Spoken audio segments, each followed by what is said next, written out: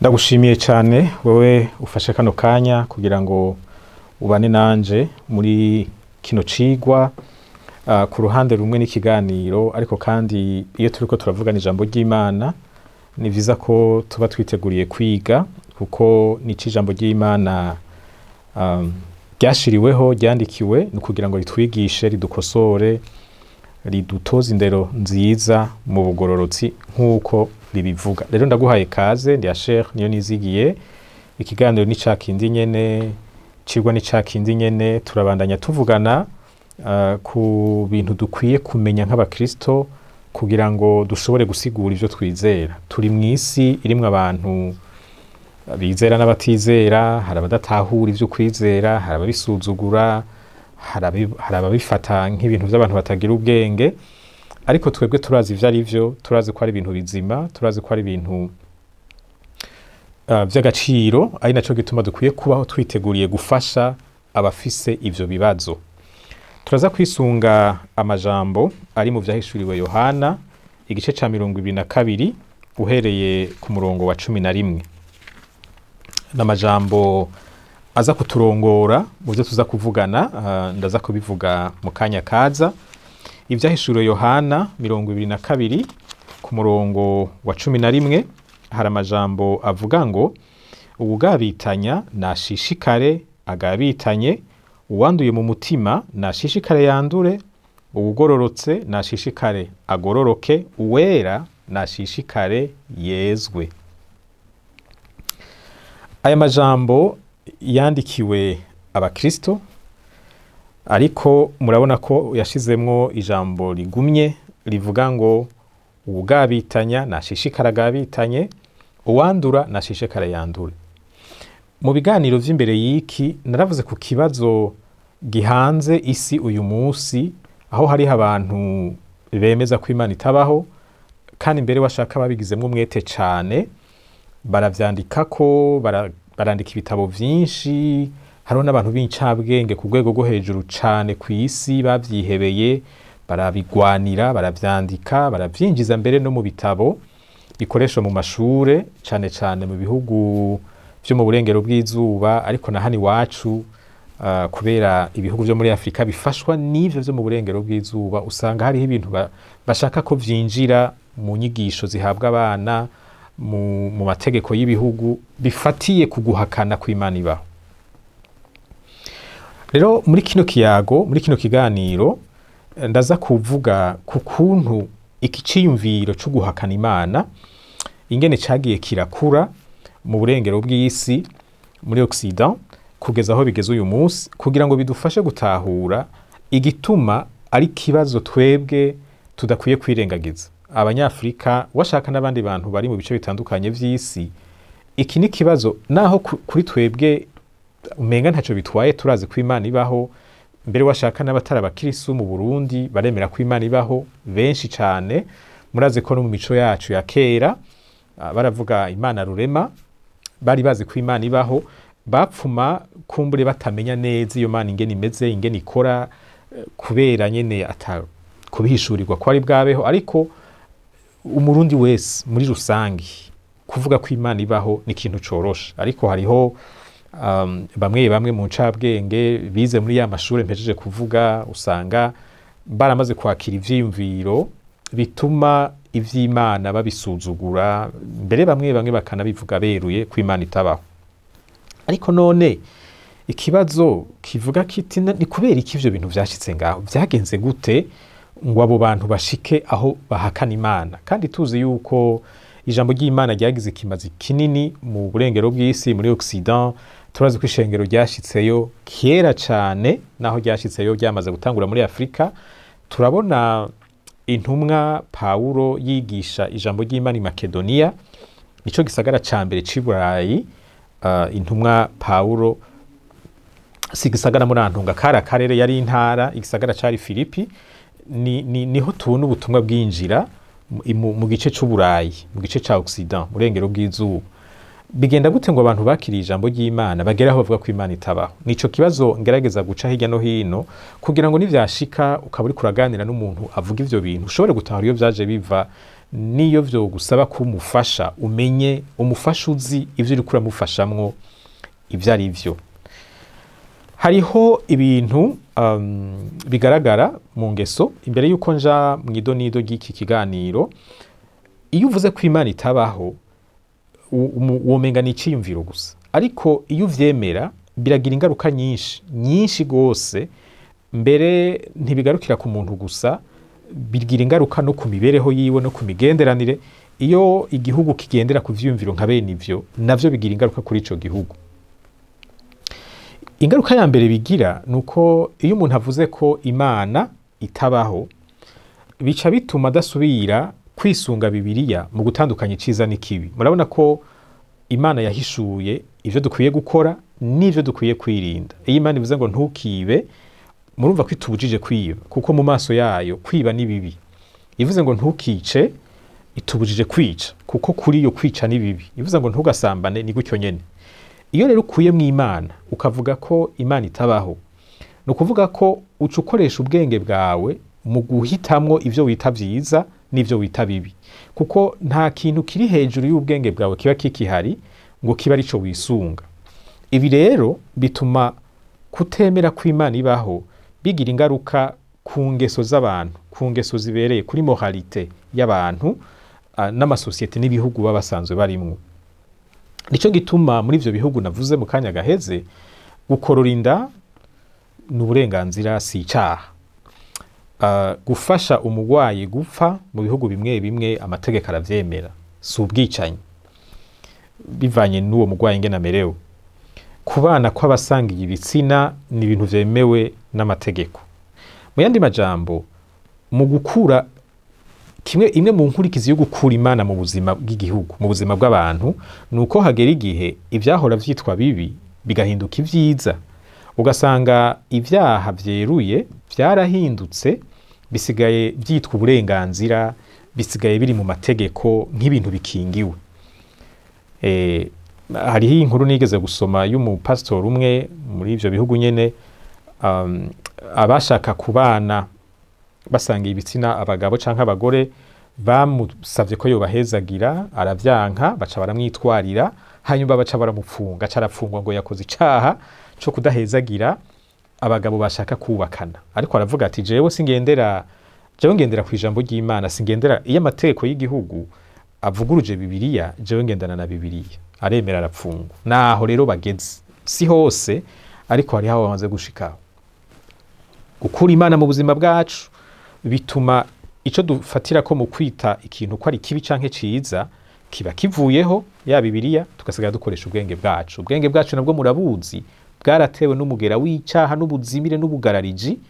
Kubwizigira ngo nibwo buzodufasha gutandukanya ciza n'ikibi, tugakuraho Bibiliya, tuba tuvyononye gose. Ica kabiri, muramaze kubona yuko ibi bihugu nyene, kubera bifise ubutunzi bwinshi, kubera bikomeye mu buryo bw'ubutunzi no mu buryo bwa gisirikare, birafise ukuntu bishaka ko n'ibindi bihugu vyose ku isi bimera nkavyo.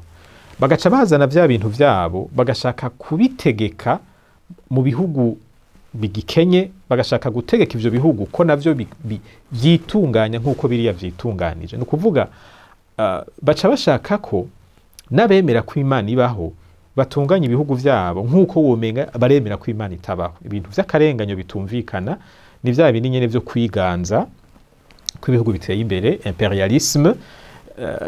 Ikizizananye rero n'ubwo bube gito buba bwaramaze gushingirwa intahe n'amategeko, bikitwa uburenganzira. Ugaca usanga ari muri Afrika turiko turagwana intambara tutazi, bariko baradutegeka ko kuriya babikora hariya, biriya bita uburenganzira vyose natwe tubigira uburenganzira. Ibi rero bica biza bikagira n'ingaruka kuri politike z'ibihugu, kuko babonye mu vyanse baba bafise ukundi kuntu baca babigenza kugira ngo bahungabanye ibihugu vyanyu, bashobore gushika aho bashaka.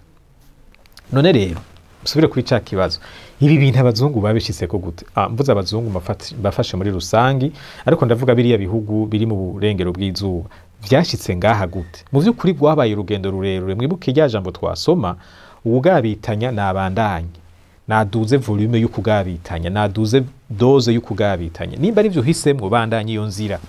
Uhisemwo kononekara, guhumana, nahumane. Ico hitamwo cose kirakura. uhisemo ubugororotsi tera intambwe, mugabo uhisemo ivyaha naho nyene ntuguma hahandi birakura. Uravye rero muri kahise mu kinjana ca 14 kuduga gushika mu kinjana c'17 muri biriya bihugu vy'uburengero bw'izuba harabaye ikintu bise renaissance, ukunagurwa cane cane mu Burayi bwo hepfo, Ubutaliyano, ariko bica bitera biduga Ubufaransa n'ahandi.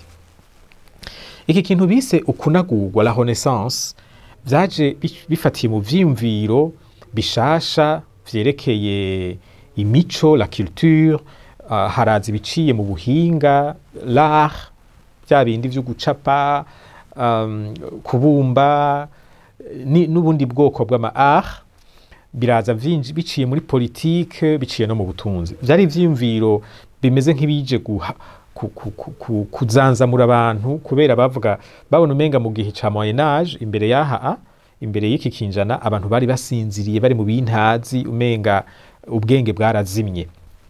Hanyuma muri ico gihe nyene muri biriya bihugu iyo muvuma yabayemwo renaissance murantunga, harabayeho kugaruka ku nzandiko za kera z'abaroma n'abagiriki cane cane, la littérature grecque, amafilozofi yabo barasubira barayiga, bararondera inzandiko zabo, barazishira mu ndimi za hariya kugira ngo zigwe, zirashirwa mu makaminuza, barabisesangura cane. Hanyuma harabaho guha agaciro cane ubwenge bw'umuntu, baravuga bati ubwonko bw'umuntu burimwo ubushobozi bwinshi gose, reka tubushira habona buba ari bwo buha umurongo igihugu. Vyari vyiza mu vy'ukuri ubwonko bw'umuntu burimwo ibintu vyinshi, mugabe bicagiye kuvyonona. N'uruhande rumwe rw'iyo mouvement ya renaissance bise humanisme. Humanisme no vyita nko gushira imbere umwana w'umuntu, ivy'Imana bikamera nk'ibija ku ruhande, mugabo bwa bushobozi bw'umuntu bukaba aribwo bushigwa imbere. Humanisme ni kimwe mu vyagaragaye cane mu gihe cyo kunagurwa ca renaissance. Mbere iki ca humanisme cane havuye ciganza mu nyuma, kiba arico naco nyene kica gihinduka iyindi muvuma ubwayo. Humanisme rero igizwe n'ibiki? Harimwo gutahura isi dufatiye ku bwenge bw'umuntu, l'intellect. Aha no kuvuga harimwo kuvavanura n'ikintu cose kidatahurika mu bwenge, vya bindi biri vy'impwemu, vya bindi bidafatika, le monde spirituel. Ibi bintu vy'impwemu vyarashizwe ku ruhande, baravuga bati ivyo bintu sivyo, ikintu cose kidatahurika mu bwenge ntikiba kibaho. Hanyuma barashira imbere cane ubushobozi bw'umuntu kwitunganiriza ubuzima bwiwe, bafatiye muri rusangi naho abantu kwitunganiriza ibihugu, kwitunganiriza isi. Bakavuga bati umuntu nta mana akeneye, umuntu arafise ubushobozi bukwiye bwo kwitunganiriza ivyiwe atabanje kuja mu vyo kurondera Imana. Akoresheje ubwenge neza, arafise ubushobozi bukwiye bwo gutunganya ubuzima bwiwe no gutunganya isi. Ku bantu musoma Bibiliya, aha murahumvamwo umugera w'ibintu vyabaye kuri Eva, aho yirengagije ico Imana yavuze ku bijanye na birya vyamwa, agahitamwo wenyene kuvyirabira no guhitamwo ivyo yorya n'ivyo atorya.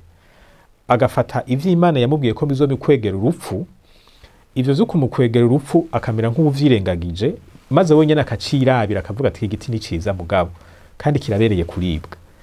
Gutunganya ivy'ubuzima bwawe, gutunganya ivy'urugo rwawe, gutunganya ivy'igihugu, gutunganya ivy'isi Imana wayikuyemwo, wizigiye ubwenge bwawe gusa. Hariho irindi jambo riri muri Yeremiya rivuga ko umutima w'umuntu wononekaye cane, ko ugwaye cane, ko atawo wizigira.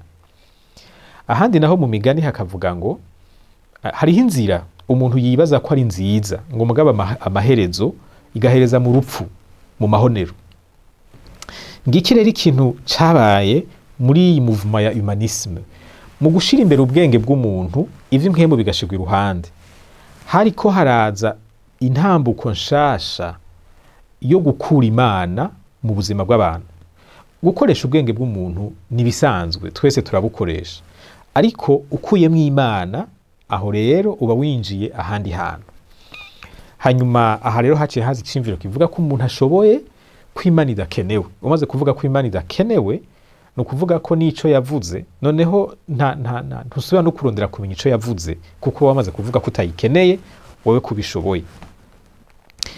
iyi movement rero humanisme yamaze igihe kirekire, mbere washaka biranagoye gutora neza aho yahereye, aho yatanguriye, aho yahereye, ni ibintu bigenda birinjira namwo. Muramubona nyene ibi bintu bitari courant de pensée, ibintu vy'imviro bishasha biza mu bantu, bihera ku muntu umwe, abandi bakavyakira bakavyigisha, abandi bakabisobanura ukundi, ugasanga bigenda birakura. Hahavuye rero haza ikindi ca gatatu, ari naco rero uyu munsi kivugwa cane, n'ubuhakanyi, ubuhakanamana, kuvuga ko Imana itabaho canke kutemera kwibaho, uvuga uti ishobora kubibaho mugaje sindavyemera, niye bita atheism.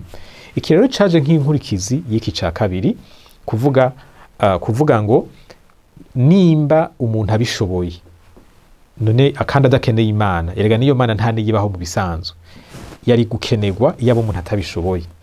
Mugabo nimba umuntu abishoboye none Imana ikenewe mu biki? Ahubwo rero bati uretse kwitana kenewe no kubaho ntiyibaho. Aha rero niho haca haza ca kibazo, nimba Imana itabaho none wowe uzotandukanya gute iciza n'ikibi? Uca ukoresha bwa bwenge bwawe, kuko ubwenge burashoboye, wamaze kwemera yuko umwana w'umuntu ashoboye, ntakeneye Imana.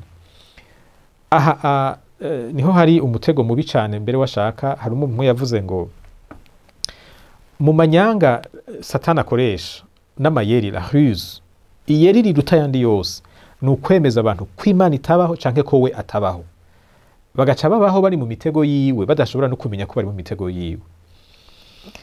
Aha rero niho hari ingorane yo kubona abantu batizera ko Imana ibaho, bigaca bibaviramwo ingeso mbi, kuko hagera igihe ivyo Bibiliya yita ivyaha bo bakavyita uburenganzira, mugabo bagaca bashaka ko jewe na wewe twemera ko Imana ibaho, ko natwe tubaho nk'uko bo babayeho. Harimo ubwibone, harimo agasuzuguro, harimo kutubaha abantu, harimo kwiganza. Ivyo ni yindi mpemu mbi yafashe bari abantu. Murazi n'igihe baza gukoloniza, kwiganza ibihugu vya Afrika, bahagira ivyo bishakiye, bagashika bahonya amoko bahasanze, nk'ivyabaye muri Namibia. Murabizi burya no mu Burundi bavuga ko abapatiri bahanuye b'abazungu bahanuye Mwezi Gisabo bati aba badagi utemeye ngo baganze iki gihugu barahonya abantu, kuko bari abantu bakunda kwica cane iyo ugerageje kubagwanya. Murabizi no mu nyuma kuri Hitler vyahavuye biba, ariko musonye n'amakuru yabaye muri ivyabaye muri Namibia, kiriya gihe nyene bariko bararondera gufata Uburundi. Murabona ko bafise harimo impwemu mbi yo kutubaha abandi bantu, yo kutubahiriza amahanga Imana yaremye. None rero ibi bidufasha iki? Bidufasha gutahura ko aba bantu batemera ko Imana ibaho hariho urugendo bagize. Abahari uyu munsi babihawe n'urungano rw'imbere yabo, nago rwabihawe n'urw'imbere yago. Uyu munsi duhanganye n'abamaze kumva ko ariko bimeze, ko ari bisanzwe, ari naco gituma Imana mu bumana bwayo, ngira ngo nico gituma iriko irahagurutsa baja kuvuga ubutumwa muri biriya bihugu kugira ngo hagaruke ubuzima. Ariko kandi natwe nk'abakristo tube tubizi, iyo duhuye n'umuntu ameze gutyo tumenye ingene tumufasha. Imana irabaho, niyo yaturemye, niyo twisunga mu gutandukanya ikibi n'iciza. Ni gute twosigura ko Imana ibaho? Muribuka ko ivyo namaze kubivugako. Reka ndagukengurukire ku kanya kawe wafashe. Ndizera yuko hari ivyagufashije wakuye muri kino kiganiro, kandi bigufashije nawe ubifashishe abandi. Imana iguhezagire.